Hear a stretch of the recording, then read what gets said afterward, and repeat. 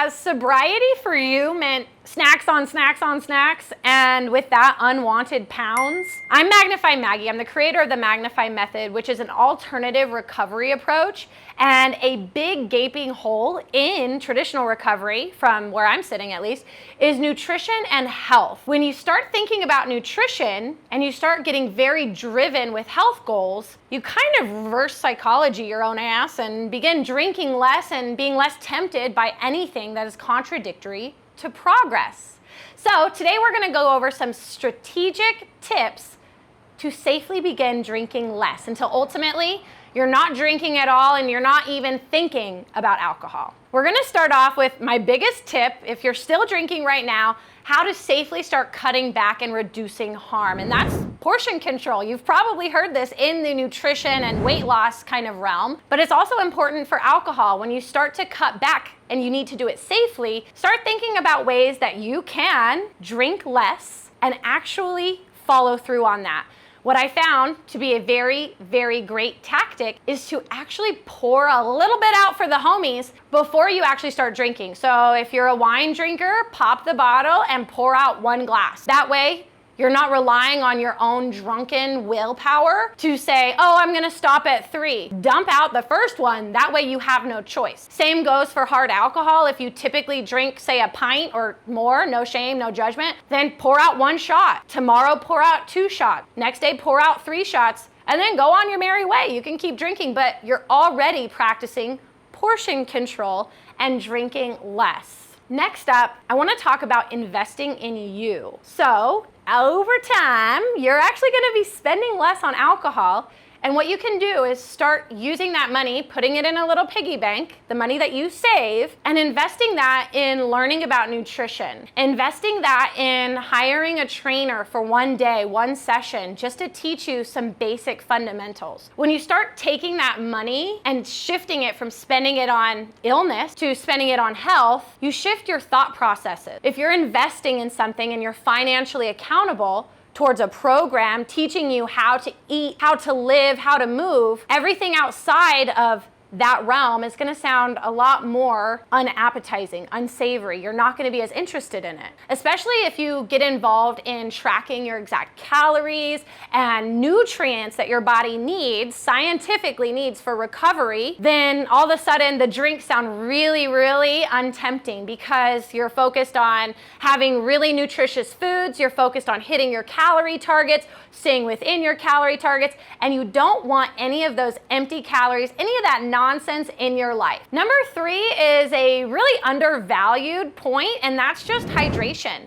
Anytime you start to feel like you need to have a drink, that's likely your body actually just telling you that you need water. For a long time, you've probably rewarded your body with alcohol when it was actually just asking for water. So you've trained your brain to cue you to drink when actually it's dehydrated. So a proven method is to go ahead and chug 16 ounces of water every time you feel that craving. Even if it's truly internal. I've had clients that explain this craving coming from their solar plexus. That's your body speaking up saying, I need hydration, so give it to yourself. Over time, get to a point that you're drinking 1 ounce per pound of body weight every day. If you weigh 150 pounds, drink 150 ounces of water. All right, let's get a little mindset-y here for the next tip, and that is really plugging into your beliefs and your desires. A lot of times people experience cravings because they see it around them. They see people drinking wine or having shots or drinking a margarita, whatever the case is, and they begin to romanticize about that. They begin to play out this really warm and happy feeling that they get from alcohol, but we know that that's not the case. Alcohol actually gets in the way of our happiness. So every time that you're triggered to start romanticizing about alcohol, maybe you're seeing other people drink, I want you to play that image through and understand that those people are actually gonna feel more tired, they're gonna feel messy and sloppy, they're gonna feel unenergetic. They're gonna feel really lackadaisical tomorrow. So instead of just getting really caught up in the short-term idea of it, play it out. I know I used to be really triggered by seeing these business women at the bar drinking their martini and on their laptop, but then I started playing out that image of them sitting like this on the bar top and making a lot of typos and slurring their words when they got a business call, and I was like, you know what? That's what actually happens, not this like romantic, happy, energetic feeling. You really have to start tying yourself into your beliefs around alcohol and completely shifting them. So if you're triggered, think about playing that picture through and understanding the sloppiness that ensues. Final tip for this video is to simply stop thinking about alcohol. I know that sounds crazy. That might sound illogical, especially if you're coming from traditional recovery spaces like AA and the 12 steps. But here's the thing. Remember that your mind doesn't understand to stop doing something. You have to think about starting something else to replace that. The substitution method. You have to find something that excites you again, that has you really motivated to try new things. So every time you think about alcohol, think, I'm gonna count down and I'm gonna stop this thought and I'm gonna replace it with something that I do want. We know that we don't want alcohol. Have you asked yourself, what do you want? Well, here's some things I know I wanted and a lot of the Magnify clients wanted was increased health.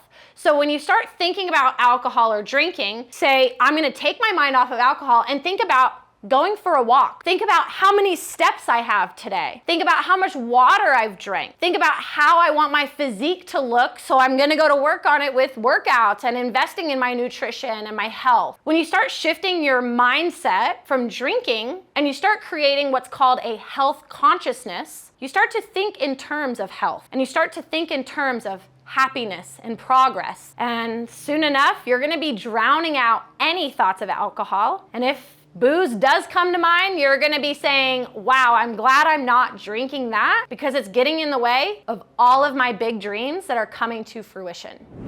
So there you have it, 5 easy ways to start drinking less that are not your cookie cutter advice, things that I've tried, things that my clients try, things that are proven to work. So remember, if you're stuck in this mindset of once an addict, always an addict, I'm always gonna be like this, I'm always gonna struggle with alcohol, remember that your past doesn't dictate your future unless you allow it. So right here, right now, take your power back and start doing different. And if you love these quick, simple tips, this mindset and educational content, make sure you subscribe. And if you can, go ahead and leave a comment. I wanna hear from you. Which one of these tips are you actually gonna put to action today? I wanna know. So until next time, make sure that you're trying new things, you're practicing, and you're speaking really nicely to yourself, because these new thought habits, this new way of living, is you thinking different in order to drink different or never again.